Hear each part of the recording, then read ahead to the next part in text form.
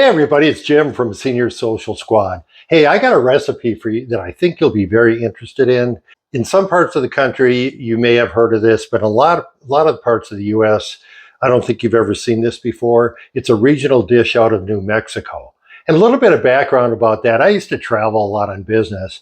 And when I traveled, I'd try to pick up a regional dish, eat it in a restaurant, and then try to figure out how to make it and do some research on it. I spent some time in New Mexico, and one of my very favorite things to eat was green chili stew. So that's what we're going to make today. And let me give you a little bit of an overview of the ingredients before we get started here. Also, the recipe for this is in the description for this video. We start out with pork, and this is 1.5 pounds of what is referred to as pork shoulder steak. And it doesn't matter the cut you use at all. Grab a couple pork chops if those are cheap or whatever it is, but you'll need about 1 pound to 1.5 pounds of finished product. This is pretty fatty, and I did a lot of trimming on this to get it to look like it does. So try to make your life easy. Get a boneless pork chops or something like that. Another thing we'll need is onions, and I chopped these up pretty fine. I also cut some potatoes. And this is from one big baking potato, but I do hasten to add that diced hash browns like this come in pretty handy for this recipe. And actually I want a little bit more than one big potato, so I'm going to use some of these as well. You need green chilies, and normally most times of the year I will use just canned green chilies. So I use 2 of these cans. I think they are 4 ounces each. So about 8 ounces of chopped green chilies. But today, it is hatch chili season. And hatch chili is a kind of chili pepper that's grown specifically in the Hatch Valley in New Mexico. So it's kind of seasonal, as you can guess. I got a couple mild hatch peppers, and I'm showing you a picture of what it looked like before it was cut up. And I took these out on my outdoor grill, and I blackened them a little bit, and then you can peel the skin off. That's a whole nother story that if you wanted to learn how to do that, there's plenty of places online to learn how to manage a green chili pepper. If you don't have hatch chilies and you want something fresh other than the can, you can use Anaheim chilies. But you want about, total, I'm going to say about at least 2 cups of chopped up chilies for this particular recipe. All right, what do we got too? We've got diced tomatoes. And for this size of recipe, which is about 4 or 5 good size servings, I'm going to use 1 can, and that is 12 ounces of diced tomatoes.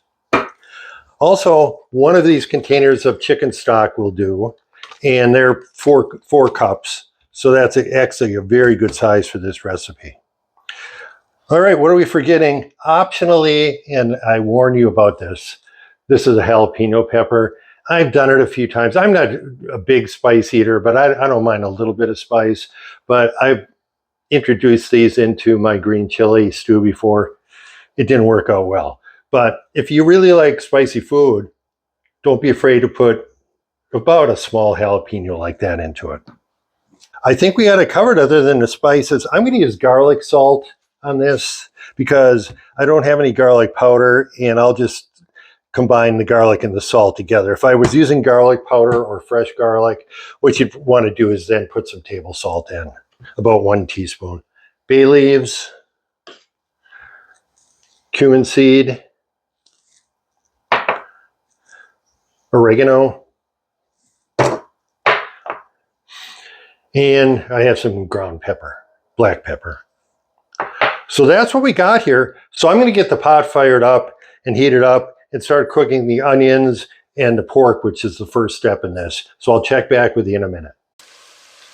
All right, I'm stirring up the pork and the onions here, and they're almost done. But I want to talk a little bit about this channel, Senior Social Squad, because it's a new channel. I've done a lot of YouTube work before, but this is a new channel for me, and it's kind of a labor of love because I want a good place for seniors to get information, but also to exchange information with each other. And so I welcome your comments about the video or any questions you have about anything, or suggestions for recipes or suggestions for future videos. This is really an interactive thing.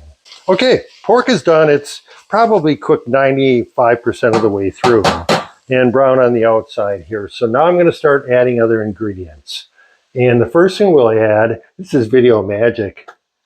Can it just open? No, I opened it before and put the cap back on.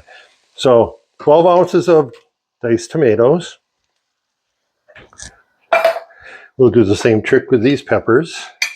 And don't worry about washing or draining or anything like on the peppers. We want everything to go in there. And of course, we're going to put our fresh ones in that I made. And next, we're going to put the potatoes in. I tend to cheat. I'm not doing it today, but I cheat sometimes and we'll pre-cook these in water a little bit before I put them in here. But today we're going to go through all the steps and do it right. So in the potatoes go, and just kind of as a demonstration, I'm going to put a few of these hash browns, diced hash browns in too. So we are almost done. We got our seasoning. So this is pepper, black pepper, and I'm just going to put a little bit of sprinkles in there, not much. Oregano, I've never used really a lot of oregano in this before, but I do want to try it and see how it works. Same thing with cumin seed. We're going to put a judicious sprinkle in there. Probably about a half a teaspoon when all is said and done. I'm going to go really easy on the garlic salt because this chicken stock that I'm using has sodium in it.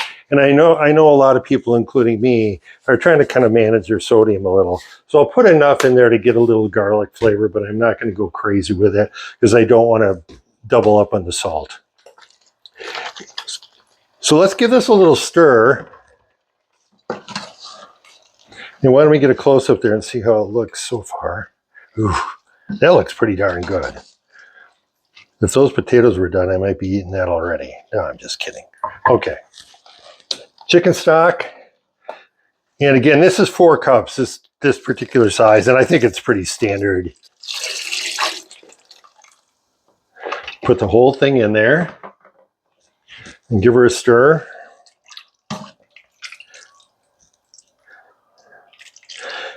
And last but not least, we're going to put a bay leaf in. So kind of use your own taste and judgment when you make stuff. I do use bay leaves pretty often in soup and whatnot, so I don't mind using them. But if it's something you don't think is a necessary thing, I put 2 medium-sized ones in there. Do not worry about it. All right. Okay, so we got her all stirred up. I got it on sort of medium-high. I want to get it up to a boil, but not too hard of a boil. And then I'm going to just simmer it for about the next 2 or 3 hours, and then we'll have our finished product. All right, I'm back. It's been about 2 3/4 hours. I decided to move this into a crock pot on high for the last 2 3/4 hours. I could have kept it in that pot on simmer, and that would have been okay too, but I was going to step away, and I just wanted to do it without needing any attention from me. I did thicken it a little bit, and let me show you how I did that. Just put a little bit of a ladle liquid in here. And then a couple tablespoons of flour, if that even. I'm only going to put about, 1.5 tablespoons, I guess that looks like. And that forms what they call a roux, which is kind of a gooey sort of flour mixture. And the reason you do that is it's pretty thin. It's very soup-like, and you do need a little thickener in it. And if you do this and kind of temper the flour with the hot stuff, then you don't get a bunch of lumps when you put it in. So I just did that and stirred it in. I've already done some, so I'm not going to do too much here. But if you like it a little bit thick, you're going to have to do that. If you like it soupy, then this is not a step you really have to do. So there we go. I'm going to grab a serving dish, and I'll be back in a second. Now let's look at the finished product. You can see it kind of has thickened up. We're going to spoon some into a dish here. And there's a lot of meat in there, so it's nice and meaty looking. And you see the peppers and you see the tomatoes. And The color is a little off-putting, I realize, but that is green chili stew. That is what it looks like, sort of a brownish green color. And for serving, what I do with this is I would serve it with tortillas. It's very authentic that way, tortillas on the side. Or if you want to just go the old-fashioned U.S. way and do saltine crackers, that's okay too. But I'm going to take a little bite here and see what I have wrought. Green chili stew. Very unique, pretty easy to make. Something we have in this house probably 4 or 5 times a year. All right, I will see you next time from Senior Social Squad.